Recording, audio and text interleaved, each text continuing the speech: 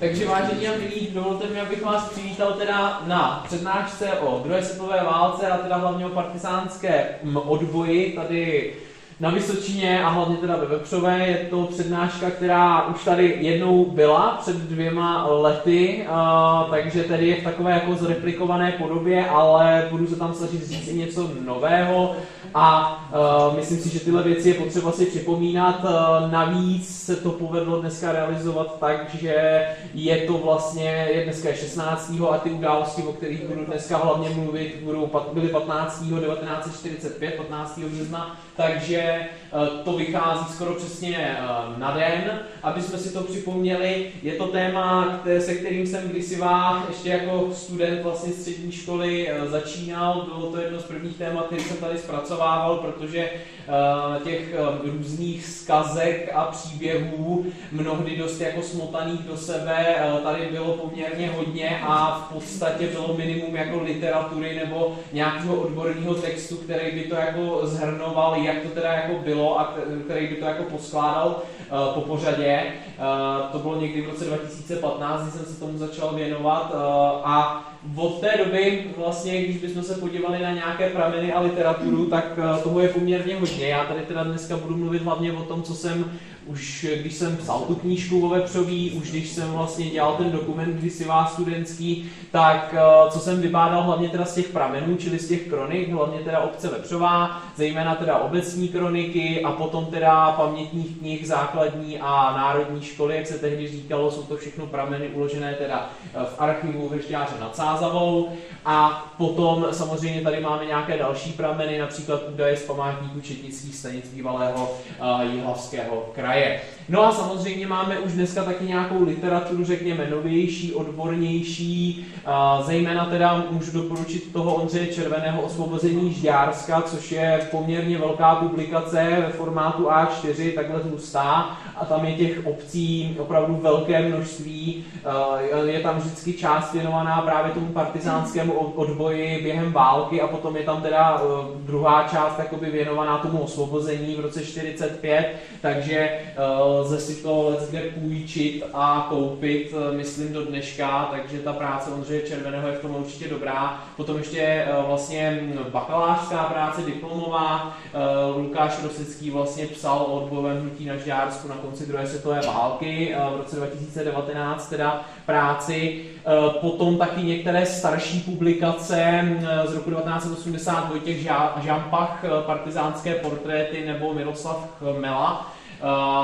Taky něco málo Karel Janáček Soběnovský z roku 2001 nebo Hynek Jurman a Pavel Vomela, což byl kronikář v Krucemburku tady nedaleko, napsal vlastně knihy, dokonce 2 o partyzánech, jmenovalo se to Partyzánská Odisea osud Věry Pilařové.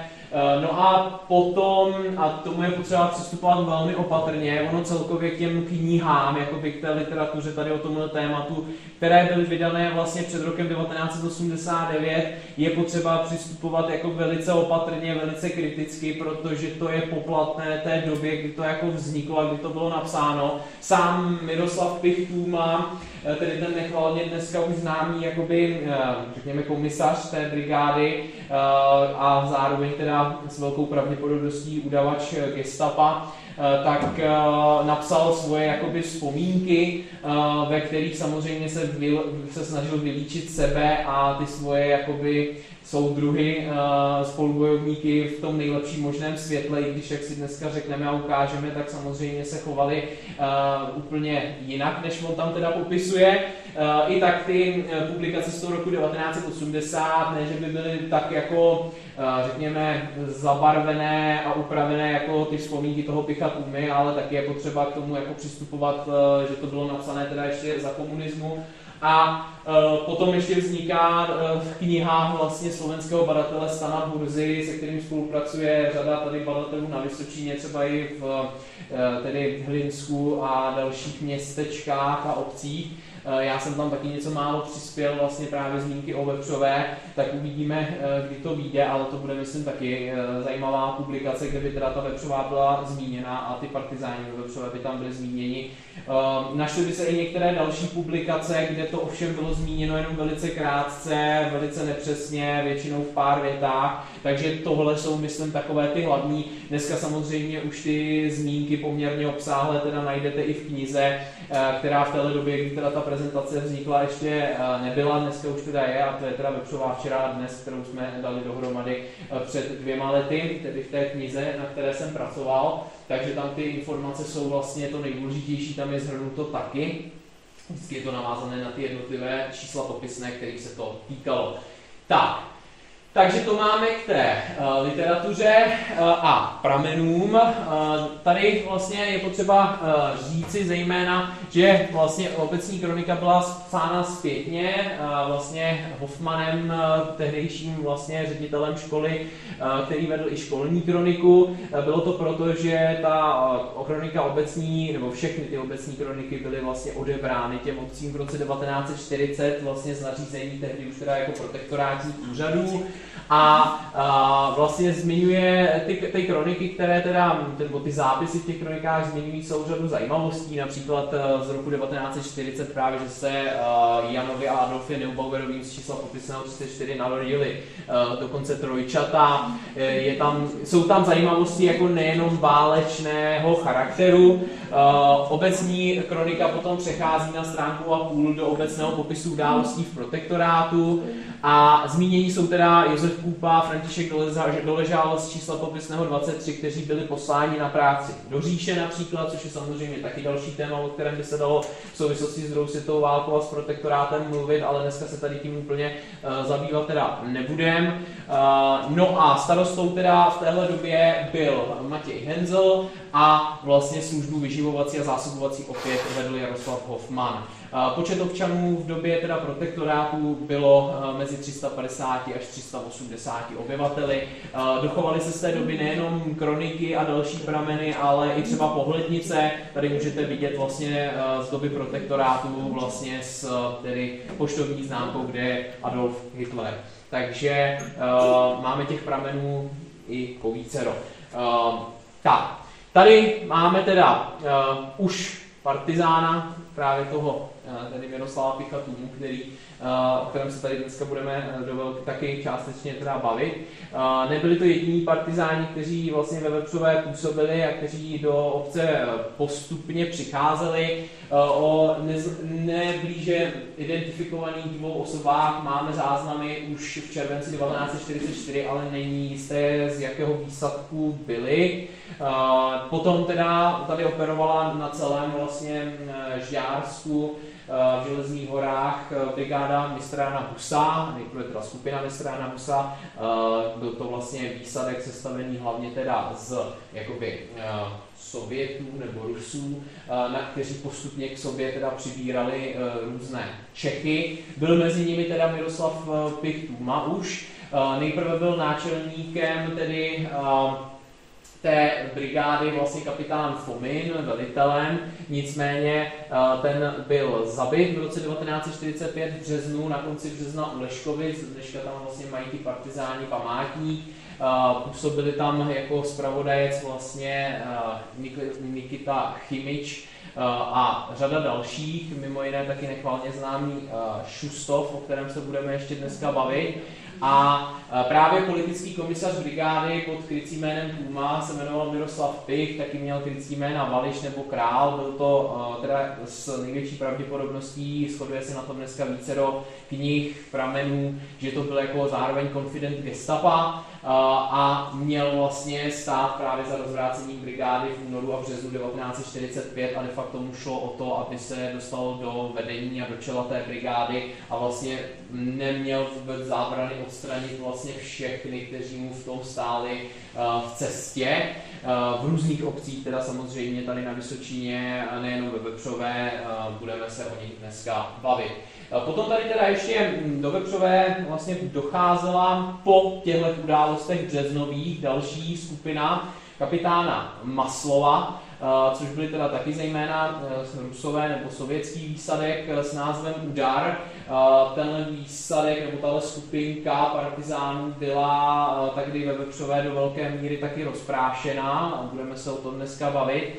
A taky ještě ke střetu vlastně s Němci došlo u skupiny Boris a to bylo teda ani ne tak ve Vepřové, jako spíš poblíž kapličky vlastně směrem na Račín, poblíž těch rybníků tam, taky se o tom dneska zmíníme. Takže tady máme hned vlastně 3 ty události po sobě jdoucí, zatímco se tady jakoby ve Vepřové v uvozovkách během toho protektorátu a během těch válečných let dlouhou dobu zase tolik jako nedělo, tak v tom posledním roce té války, hlavně teda vlastně od té zimy 1944-45 a hlavně teda na jaře 45, tak ty události tady byly dost brzy po sobě, byly dost dramatické a samozřejmě přitom byli ohroženi obyvatelé Vepřové na životech. Ten osud té Vepřové visel zejména teda v tom březnu, 15. března 45, dost jako na vlásku. Tak, tady máme teda zase nějaké ty vepřováky pro změnu. S tím Miroslavem Pichem Tůmou přišel do Vepřové také i Nikola Alexejevič Šustov, o kterém se tady zmiňoval, což byl jakoby zaměřením střelec a minér, ale jak se tady dozvíme, tak to byl taky v Sovětském svazu vlastně trestaný vrah, zločinec, zloděj, který vlastně dostal na výběr mezi v podstatě jako gulagem a tímhletím výsadkem, u kterého byla jako velká pravděpodobnost, že se z něj už jako nevrátí a bohužel, no prostě svědčí to i o tom stavu v tom Sovětském svazu tehdejším, že vlastně hodně velká část těch ruských nebo sovětských výsadkářů měla podobnou minulost a skutečně jako nebyli to nějací bojovníci bezbázně a hany, jak se o nich mluvilo a jak se o nich učilo. Stejně tak ty sovětští vojáci, kteří potom teda vlastně v tom květnu 45 teda nás jako do určité míry osvobodili, tak taky se nechovali jakoby tak, jak se potom učilo ve školách a jak se o tom psalo. Tak. Co se týče teda toho jejich působení tady ve Vepřové, tak se to hodně točilo kolem čísla 3, ČP 3, tady u Františka Novotného vlastně, skoro jakoby naproti teda kapličce, kde našli první vhodné místo pro pobyt a taky tam tiskli tedy v podstatě propagační letáky a přečkávali tam vlastně různé jakoby těžké chvíle po těch jejich úderech, partizánských teda. Později zde taky založili revoluční národní výbor. Potom taky pobývali v ČRP 62 u Marie Bořilové a jejich 2 dcer. Tady ty 2 čísla popisná si zapamatujte, protože jsou velice důležitá v tom příběhu, minimálně teda v tom příběhu toho 15. března 1945. V čísle popisném 65 našli vlastně dalšího spolupracovníka, tady ho máme, Adolfa Neubauera, čísla popisného 21, který jim teda stejně jako vlastně Bořilovi nějakým způsobem jakoby slíbil, řekněme, spolupráci, dokonce pro ně měl předávat zprávy a taky měly být vlastně ukryty v tom čísle popisné 62 zbraně a granáty teda pod žlaby. 12. března, když bychom teda vlastně měli dojít k tomu, proč ta Vepřová byla ohrožená, proč tady došlo k tomu zátahu, tak Miroslav Pich, tedy ten komisař, který vedl tu skupinu, která tady operovala, tak poslal právě Šustova ke Žďáru do jedné samoty, teda za překupníkem se zbraněmi a pro několik českých teda mladíků ke Sklenému, nebo do obce Sklené, taky tady na Žďársku. No a to proto, že teda, jak jsem říkal, ta brigáda nebo ta skupina mistra Jana Husadra postupně nabírala další a další členy, kteří museli složit partizánskou přísahu, když ji porušili, nebo když bylo nějaké podezření, že by jako právě jako udávali tomu gestapu, tak samozřejmě za to byl jako trest smrti, v podstatě hned zastřelili, takže to nebylo jen tak se jako přidat do té brigády, ale tak jako věděli asi, do čeho šli. Každopádně moc dlouho ti mladíci v té brigádě jako nepobyli, protože hned při zpáteční cestě mezi 13. a 14. březnem teda v podstatě došlo k takové jako dost dramatické události ve Světňově, kdy se tam opil ten Šustov, vychloubal se tam, mával tam se zbraní, samozřejmě na něj zavolali ty místní, kteří se ho teda snažili spacifikovat, on se moc nedal spacifikovat. Tak na něj zavolali teda Jagdkommando, speciální komando SS, v podstatě jako policii, a ty policisté zavolali tady tyhle speciální jednotky, bychom řekli, z Nového Města, a byl teda při té akci zatčen, dokonce teda 2 ti mladíci byli zastřeleni, a celkově tahle akce vlastně nedopadla dobře a byla to taková labutí píseň toho Šustova, kterého můžete teda vidět tady na té fotce. Je to v podstatě asi jediný a dost nekvalitní snímek, který máme a který se podařilo nějakým způsobem dohledat. Ve většině publikací teda k dispozici není, ale já jsem ho teda v jednom z těch knih našel, takže jsem se ho pokusil taky dát. No a tady pak můžete vidět právě to číslo popisné 62. Bohužel teda ten Šustov měl u sebe při tom svém zatčení fotografie těch svých spolupracovníků, měl jich docela dost, a tady ve Vepřové se to teda týkalo právě toho Adolfa Neubauera a těch Bořilů. Měl tam taky vlastně fotky, nebo nějakým způsobem ti Němci zjistili při tom jeho výslechu, že se ti partizáni schovávali taky na samotě Pranty, tady vlastně u Malé Losenice, takže se do hledáčku dostali rodina Ondrů a Černů, kteří tam vlastně bydleli a kteří teda jako tam ty partizány opravdu schovávali. Takže ten zátah, který následoval, se netýkal jenom vyloženě Vepřové, ale právě kvůli jako blbosti, nezodpovědnosti a opilosti tady tohodle jako Rusa, partizána, tak vlastně došlo tady k celé téhleté události.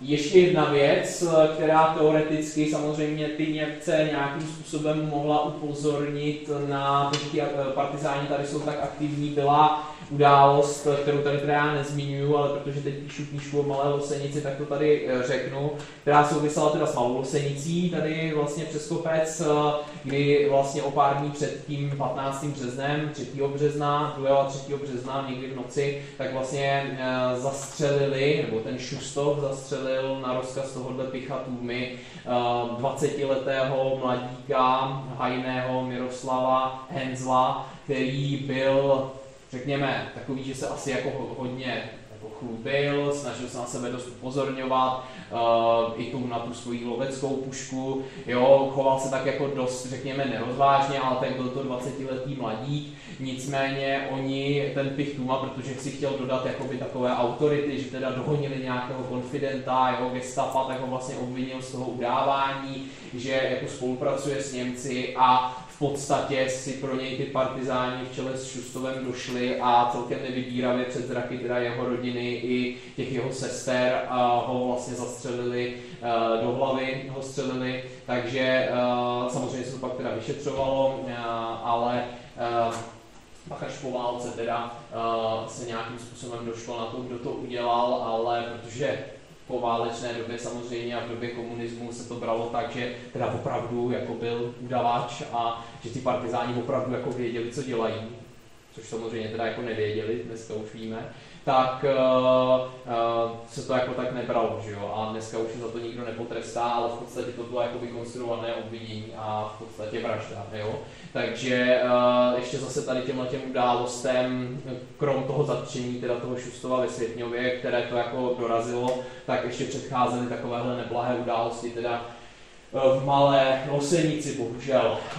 Takže potom teda, když tomu zatčení toho Šustova došlo, tak ten cíl už byl víceméně jasný těm Němcům, takže věděli, že jdou takřka na jistotu do toho čísla popisného 62. Tady musím teda říct, že vlastně to bylo velice těžké, když jsem tenkrát dělal ten dokument, když jsem se tím zabýval, když jsem o tom psal nějaké první jako texty, i pak, když jsem vlastně psal tu knížku, tak pořád jsem jako některé ty věci revidoval a je dost těžké, protože ty prameny se liší, stejně tak se liší výpovědi pamětníků, protože já jsem třeba ještě díky panu Vondráčkovi, který tehdy žil, díky pár pamětníkům, kteří teda dneska už nežijí, tak jsem vlastně měl i jejich jako svědectví. tak se to jako místy dost lišilo a bylo to dost těžké jako poskládat, jak to šlo za sebou, co se dělo, kdo kam šel, ale to, co jsem jako z toho vlastně dostal, tak myslím, že jako docela sedí a že to i docela navazuje, že to jako do velké míry teda odpovídá tomu, co se toho 15. března 1945 dělo. Ten dokument teda do dneška můžete mimochodem shlédnout na YouTube přes stránky obce, myslím, že tam ten odkaz pořád je, akorát teda počítejte s tím, že jsem to dělal v roce 2015, takže ta kvalita těch videí, fotek prostě není taková jako dneska, ale zase tam jsou zachycení lidé, kteří dneska už teda nežijí, včetně třeba pana Vondráčka, kteří toho jako byli ochotní tehdy říct docela dost a ty výpovědi jsou jako neocenitelné z dnešního pohledu, takže jsem rád, že jsem je tenkrát ještě jako natočil a že jsem tam ty jejich výpovědi dal. Co je potřeba teda říci, tak vlastně Tůmovci se po odchodu Šustova vlastně k tomu Sklenému a potom teda do toho Světňova, tak z hlediska zásady matení stop pravděpodobně, tak se přesunuli od Bořilů k panu Janáčkovi, kde se říkalo u Staňků, tady vlastně kousek, tam do čísla popisného 37, kde teda pravděpodobně se během toho zátahu schovávali, což jako v podstatě je zachránilo, ale nebylo to jenom kvůli tomu, že se teda přemístili, bylo to i kvůli, řekněme, ducha přítomnosti toho a pana Janáčka, který se zachoval v té chvíli, kdy teda dělali ty Němci ten zátah tak, jak se zachoval, takže i jemu vlastně vděčíme do velké míry za to, že tady ta vepřová furt jako stojí. Němci dorazili vlastně až odpoledne toho dne, je fajn, že tady je ta fotka z té zimy, není to teda přímo asi ta zima, 45 to ne, ale že je tady jako zimní fotka, to číslo popisného 62, protože ta zima tehdy ještě byla, nebo byly takovéhle jako závěje, co jsem se vlastně zase dočetl i z těch různých pramenů, tak nastala v Malé Losenici u té cesty, která vede směrem na Vepřovou jakoby situace, že byla dost jako zapadená, zavátá, ještě teda toho 15. března, a ty Němci, aby mohli dál projet, protože měli minimálně 2 nákladní auta a snad i obrněný transportér, tak vlastně jim museli hlavně teda obyvatelé Malé Losenice jít tu cestu vyházet. Samozřejmě ty Němci dost nevybíravě jakoby oslovili tady s touhle prací. Takže to ještě zase předcházelo tomu jejich příjezdu to leto a potom vlastně vytvořili v podstatě rojnici, která de facto obkličovala skoro celou tu vesnici Vepřovou, takže těm partizánům bylo jasné, že jako pokusit se o útěk nebo o prostřílení se asi není úplně nejlepší nápad. A o té zprávě teda velice rychle obyvatelé Vepřové spravili, takže se snažili hlavně teda v tom čísle popisném 37 poschovávat, kde to jenom šlo. Vozidla právě zastavili už někde při cestě vlastně u Malé Losenice, zbytek se došel pěšky.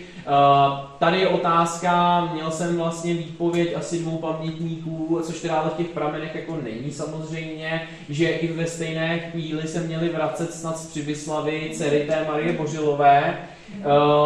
Takže tohle je jako na základě výpovědi pamětníka, takže ale oni šli jinou cestou, oni šli vlastně tou cestou tady přes ty stráně a přišli a v podstatě za chvíli je jako zabásli nebo je de facto jako chytli, jo. Takže přišli jako nevhod, řekněme zrovna, no.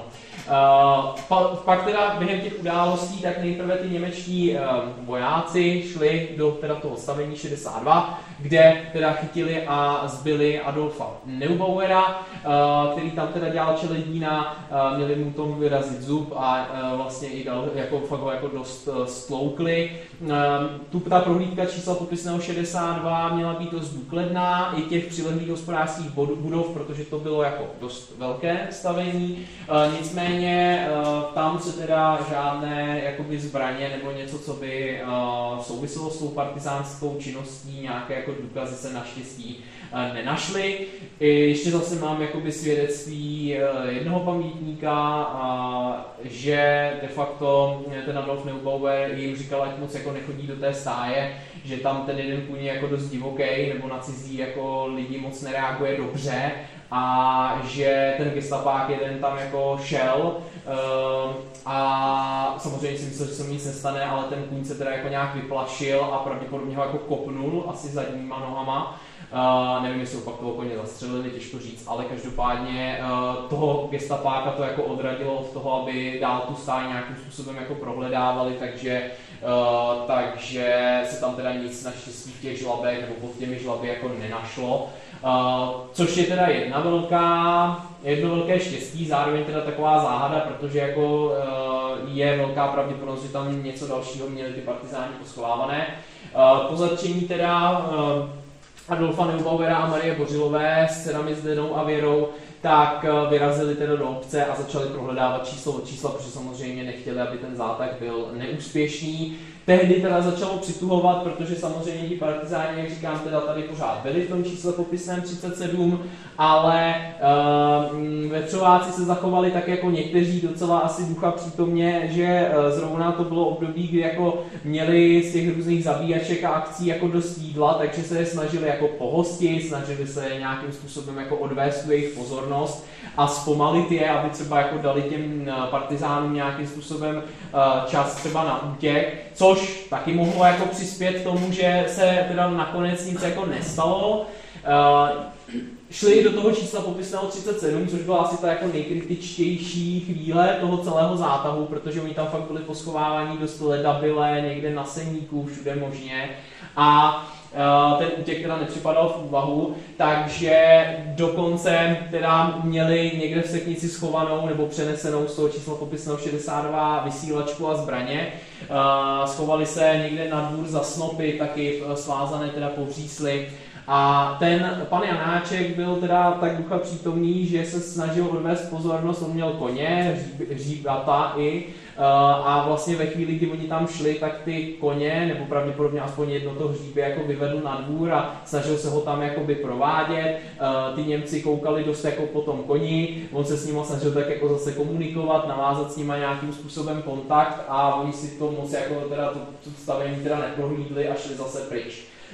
Takže naštěstí teda, byť ty partizány měli asi jako dost kousek od sebe, tak si teda ty Němci, co tam šli, ničeho naštěstí nevšimli. Protože máme i takhle z konce války jakoby případy pár vesnic menších nebo osad, kde se teda jako ta partizánská činnost těm Němcům potvrdila, kde i někoho zatkli, kde našli ty zbraně. Ty případy nejsou teda tak známé, jako třeba Lidice nebo Ležáky, tam šlo zase trochu o něco jiného, ale ty osady, byť měly třeba jenom asi 60 lidí, tak byly taky jako ještě na v podstatě konci války vypáleny, to obyvatelstvo bylo postříleno, takže něco podobného by asi jako do velké míry hrozilo i té vepřové, nebýt toho, že ten 15. březen 45 dopadl tak, jak díky bohu dopadl.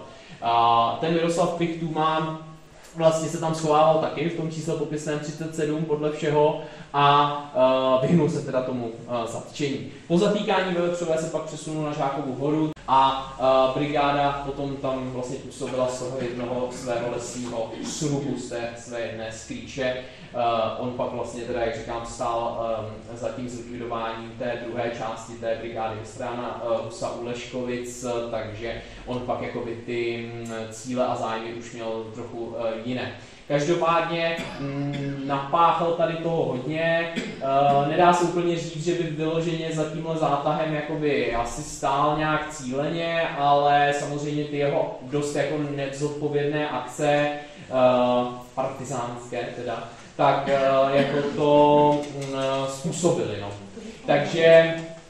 Takže ten 15. březen dopadl teda jakoby špatně v podstatě jenom pro toho Adolfa Neubauera a pro paní Bořilovou s těmi dcerami, kteří de facto až do konce války, což teda naštěstí bylo v podstatě jako za 2 měsíce, tak byli samozřejmě vyslýcháni, byli převezeni do vězení, teda ty ženy Bořilovy byly nakonec přesunuti do Brna, kde se zanedlouho teda dočkali propuštění a Rudá armáda vlastně došla do Brna, takže se tam dočkali osvobození.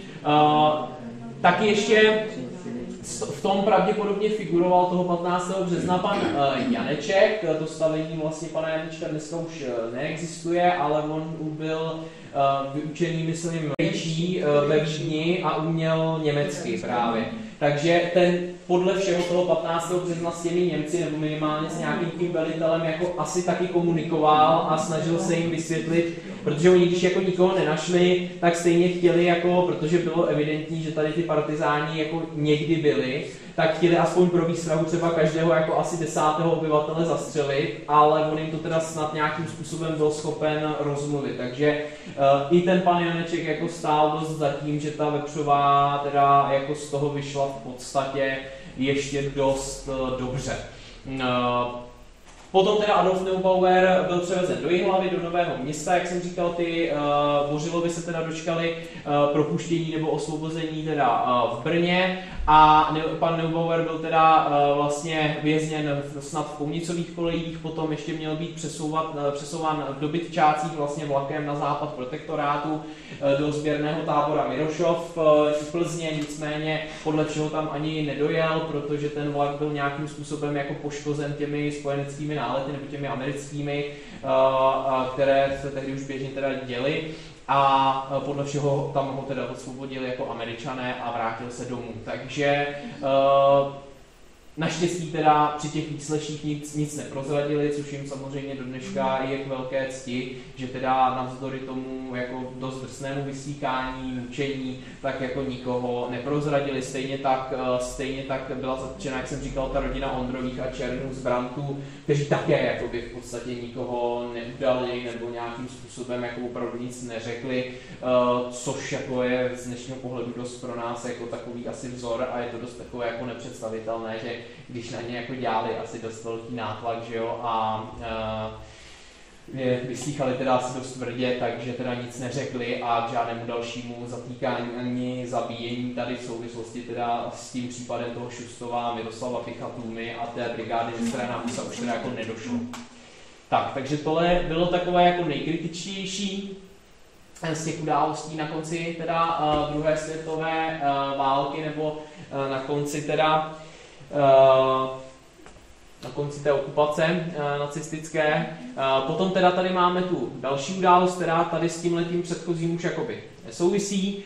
Je to teda událost, která se týká právě toho kapitána Maslova, která byla to, nevíme úplně přesně, kdo všechno v tom výsadku udar byl. Měla se skládat asi z 8 mužů, nicméně jediné nepřesné informace máme právě od řídícího Hoffmana v té školní kronice, nikde jinde moc ta skupina ani jako osazenstvo není zmíněno.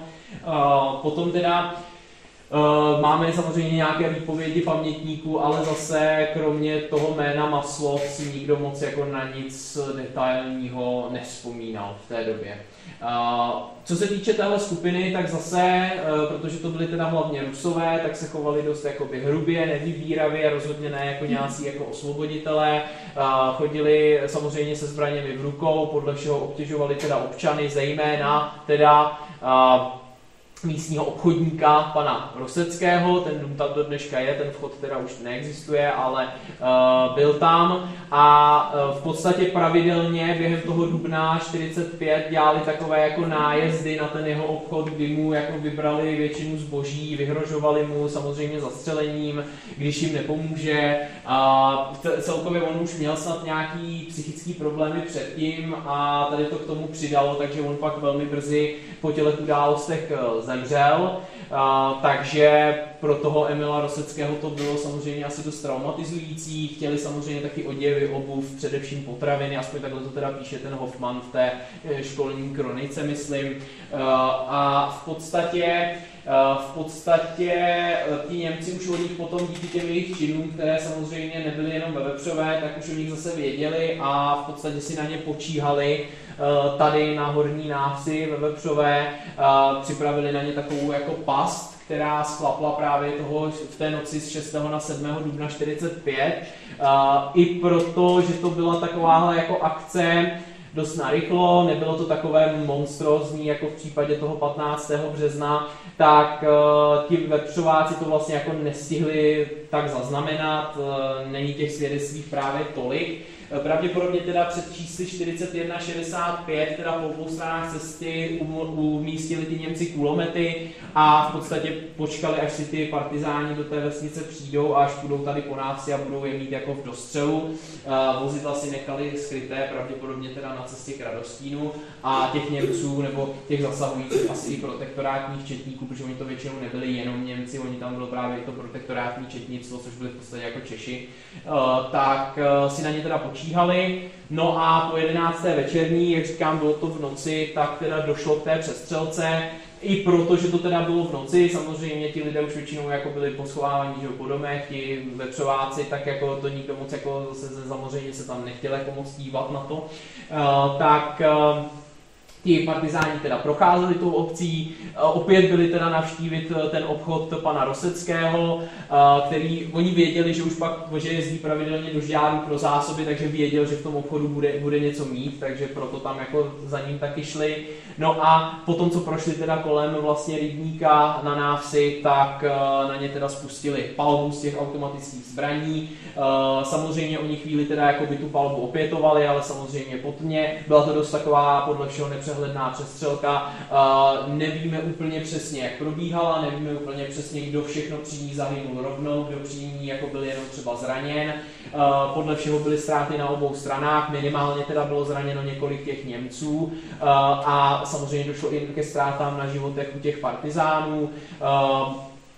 Byli zabiti asi teda 4 a mezi nimi i pravděpodobně ten kapitán Maslov, zase ze svědectví pamětníků se pravděpodobně, když byl zraněný snad někde na nohou, tak při tom útěku, když věděl, že už neuprchne, tak vlastně si přiložil k hrudi granát a odpálil se v uličce teda mezi domy číslo popisné 8 a 9.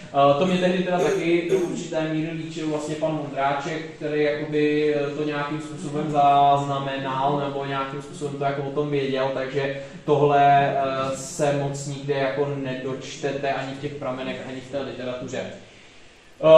Potom teda vlastně někteří teda z té skupiny asi uprchli, nelze to ovšem říci s jistotou a potom teda místními, protože ty Němci vlastně pozbírali ty svoje zraněné, ještě během té noci samozřejmě odjeli, tak ti vepřováci de facto ráno našli jenom na těch místech kaluže krve a nalezli teda těla některých těch partizánů, kteří byli na rozkaz Němců teda odvezeni do Přibyslavi a pohřbeni.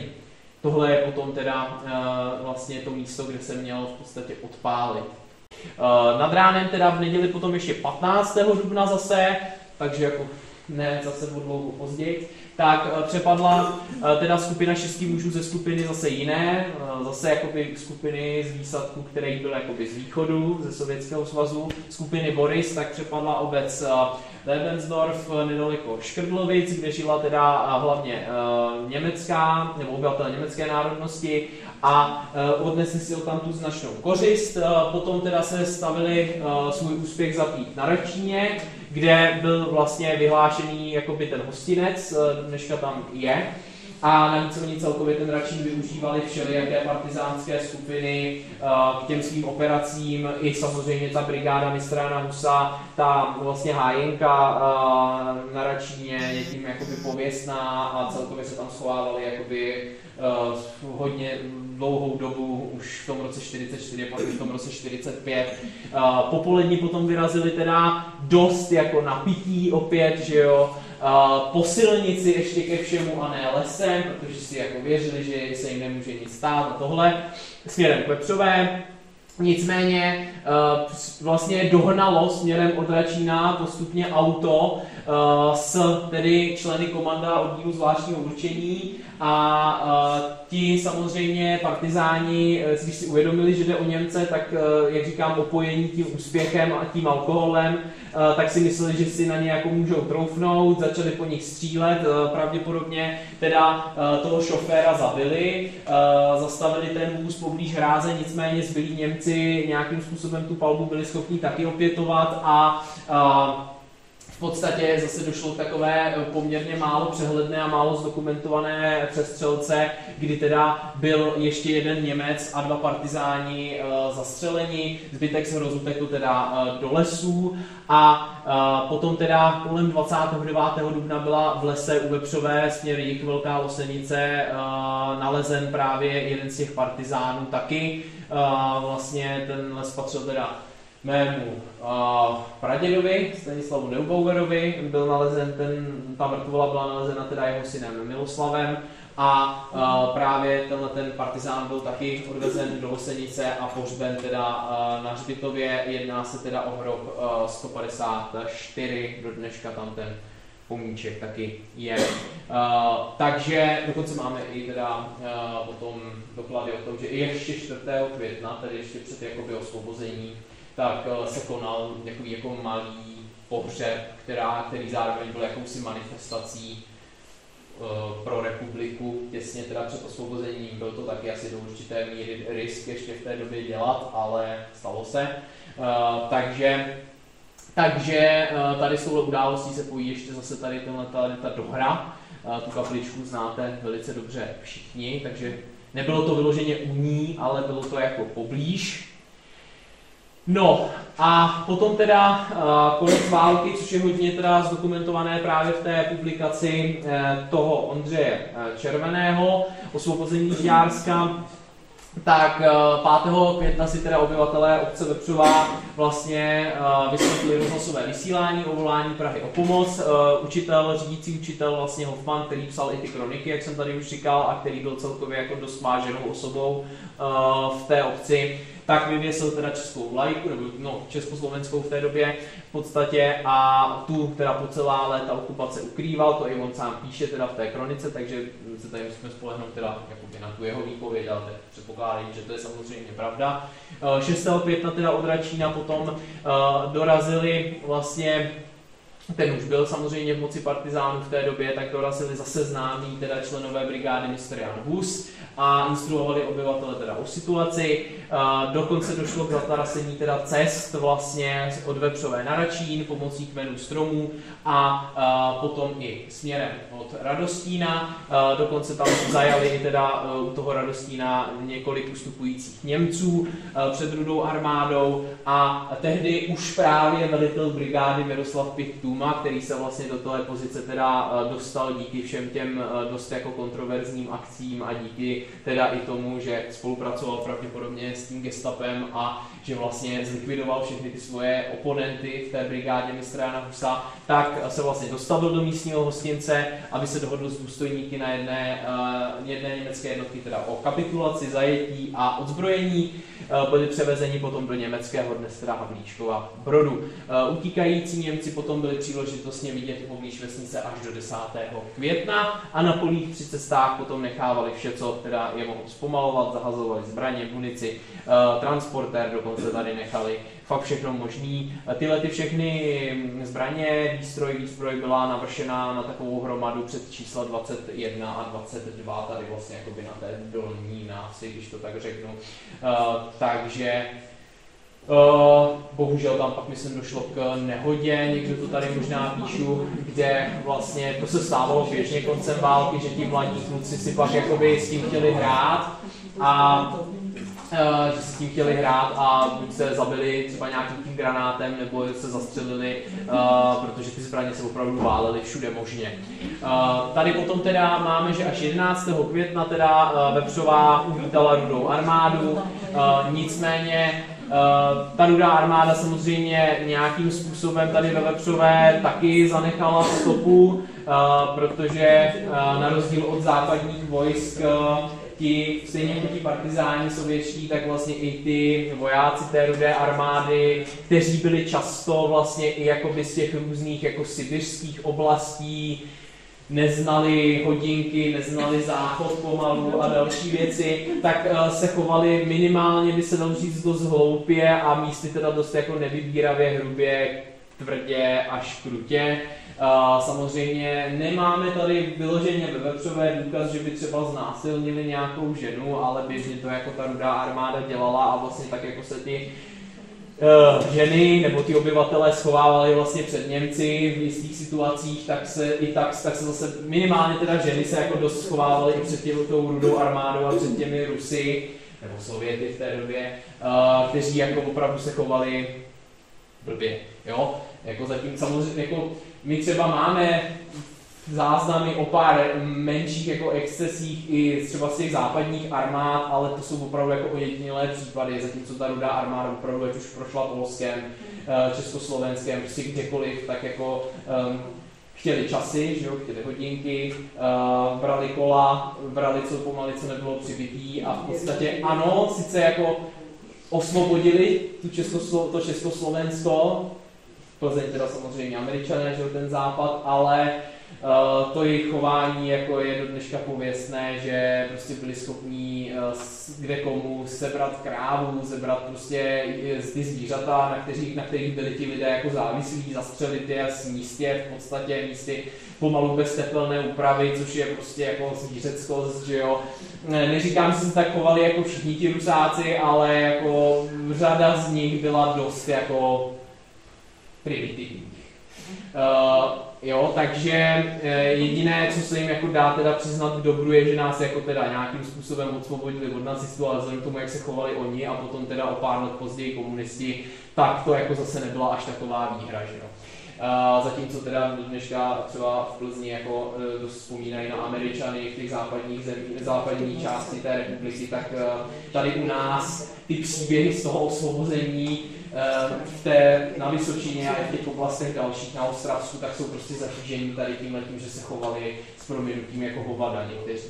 Takže to je jakoby k té Rudé armádě, že to je jako, oni samozřejmě v těch kronikách píšou, jak to bylo krásné, že jo, že nás teda osvobodili, že to jako bylo super, což jako samozřejmě ano, do určité míry ano, ale i z těch partizánských zkazek, i z toho, co pak teda písali o té Rudé armádě, že jo, tak to všechno vypadalo tak jako super, učilo se to pak i ve školách, od základek a tak dále, ale ty skutečné činy těch Rusů nebo těch sovětských vojáků byly teda jako dost napováženou. No. Bohužel se o tom začalo víc mluvit. Chvíli v 60. letech se to dost rozebíralo, tady tohle téma, ale samozřejmě pak s koncem Pražského jara, vlastně se začátkem normalizace, tak zase to bylo jako zamlčeno, že jo, na dalších 20 let a až teda od 90. let se to vlastně znova začalo zkoumat, že ty Rusové opravdu jako se nechovali úplně tak, jak měli. No, takže 15. června 45 teda bylo zřízena ošetřovna a velitelství tady ve škole přímo, takže tady taky byli Rusáci. A na loukách v lesích, teda směrem k Račínu, tak tam měli různé tábořiště. Mimochodem teda další věc, co jako je spojená s tou Rudou armádou, jsou nemoci, protože oni jako na rozdíl zase od těch západních armád tak moc jako na tu hygienu nedbali, těch léčiv zase tolik neměli, takže často se stávalo, a tady teda na Vysočině máme ty případy, že ti někteří vojáci opravdu jako umřeli v těch jako táborech nebo při těch přesunech prostě na nějakou nemoc, jo, takže i tady řada těch neznámých vojínů, která je tady pohřbená, tak není jako, že tak, jak se to zase pak, že jo, za normalizace a za socialismu dělalo, že se jako, jo, to jsou ti osvoboditelé a tohle ten určitě padl při nějakým tom jako boji na konci války, no a pak zjistíte, že polovina z nich jako umřela právě na nějaký ty nemoci, jako jo, protože prostě se neuměli o ty svoje vojáky starat, no ale tak dobře. Takže potom tady teda máme, že vlastně v čele toho revolučního národního výboru byl právě ten pan Novotný, o kterém jsme se tady už dneska zmiňovali, z čísla popisného 3, a právě ten řídící učitel teda Hoffman, potom ještě Bruckner, Jan a Rosecký z čísla popisného 28. Jak už jsem říkal, tady vlastně zemřelo v rámci té sovětské armády asi 13 rumunských vojáků v té době. 13, jo, ne 1 nebo 2, ale 13. A tak se to dělo jako všude možně.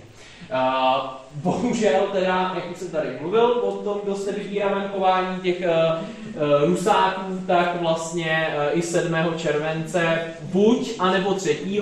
zase není to ty prameny, já myslím, že na tom křížku to je napsané toho 3., ale myslím si, že některé prameny jako naznačovaly, že to bylo až něco později, ono je to ve výsledku asi jedno, tak v podstatě ti Rusové Tady měli na svědomí teda taky jednoho vepřováka, jednalo se teda o pana Františka Novotného, domkaře, který vlastně právě už po konci války, ona tady ta armáda nějakým způsobem chvíli byla, že jo, nebo oni zase hned jako neodjeli, tak když jedni ti vojáci, protože oni nepoužívali jenom jako motorizovanou techniku, ale používali ještě normálně koně někteří, tak když používali to pole toho pana Novotného s jetelem, aby ty svoje koně jakoby nakrmili, tak on na ně vyrazil jim jako vyhubovat, asi jim pravděpodobně i jako nějak hrozil, nevím čím, vidlema možná, v ruce. Ti Rusové samozřejmě se ho snažili jako odstrašit, takže jakoby vytáhli samopal a vystřelili. Bohužel ten Rusák vystřelil tak blbě, že ho zasáhl a pan Novotný na místě zemřel. Takže potom se to samozřejmě nějakým způsobem řešilo, nicméně ten Rus, co to udělal, tak nebyl jako identifikován, takže se to neví, jestli byl úplně přesně zastřelen, ale je to možné, že se to pak dopátralo, ale nikdy jsem teda na to se moc jako nenarazil v těch pramenech. I kdyby, tak samozřejmě té rodině už to jako mohlo být jedno, oni pak udělali nějaký jako ceremoniál tady ve Vepřové, že se jako té rodině omluvili, měli dát vlastně jeho synovi, teda toho pana Novotného, koně, 2 dokonce jako kompenzaci. Otázka je, jestli si v Rusku cení lidský život v hodnotě 2 koní, nebo té době si ho třeba tak cenili, těžko říct, ale každopádně mu dali aspoň ty 2 koně, no. Ten život to samozřejmě nevrátilo. Tady potom přímo od toho pana Hoffmana, tady můžete vidět i ten jeho podpis. Tady vlastně je vidět, jaký měl docela pěkný rukopis. Je to teda psané zpětně, ale každopádně končí to zdar Československé republice a píše tady, to je vlastně úplně ta závěrečná část, že teda jako jsou samozřejmě všichni si vydechli, že teda skončila ta doba té nacistické okupace a že vlastně přeji nám a našim potomkům, aby již nemuseli prožívat takové roky, jako byla naše okupace od Němců a v těchto stranách,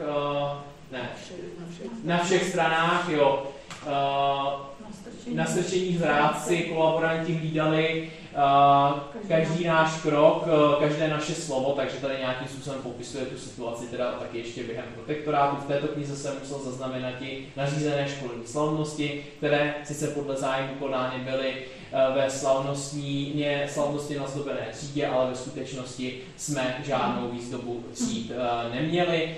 Nařízené sbírky jsme prováděli ale pouze na papíře. V letošním roce nepřinesli žáci ani 1 kilogram odpadků. Buďme proto vděční našim osvoboditelům, že tato tyranie přestala. Jo, je to podepsané teda 13. května 1945, takže opravdu bezprostředně po tom osvobození.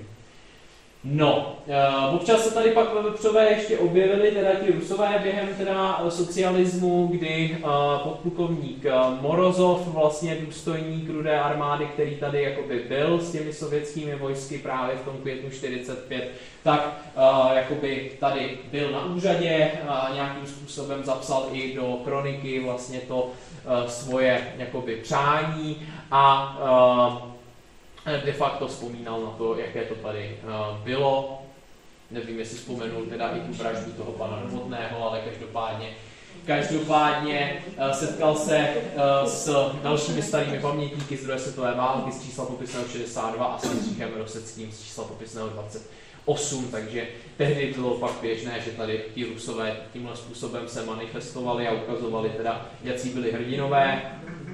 Samozřejmě o těch jejich místních neúspěších už se tolik nemluvilo. Tak, takže to je asi tak jako všechno na závěr. Já myslím, že jsme toho probrali docela dost.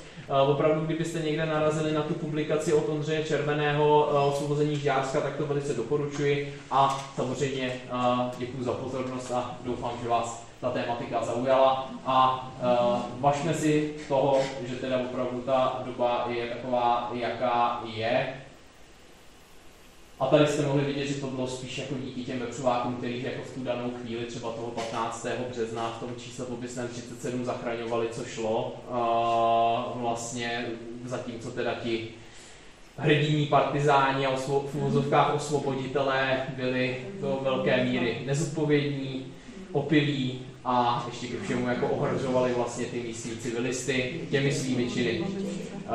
Takže važme si hlavně těch vepřováků, kteří to teda v té době vydrželi a zachovali se v těch daných chvílích tak, jak se zachovali. Tak, já vám děkuji za pozornost a pěkný zbytek večera.